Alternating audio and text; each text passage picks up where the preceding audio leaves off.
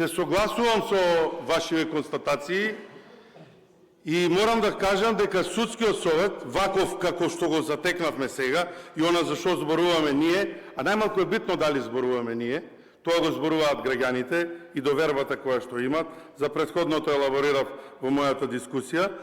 Судскиот совет, наместо институција која што треба да биде чувар на правдата, го претворија во инструмент на политичка моќ. И сега уште една работа додека зборувавте се сетив. Значи, за тоа дали паметиме многу или не. 2016-17 година дојдоа два предлози од председателот на државата тогашен Ѓорги Иванов.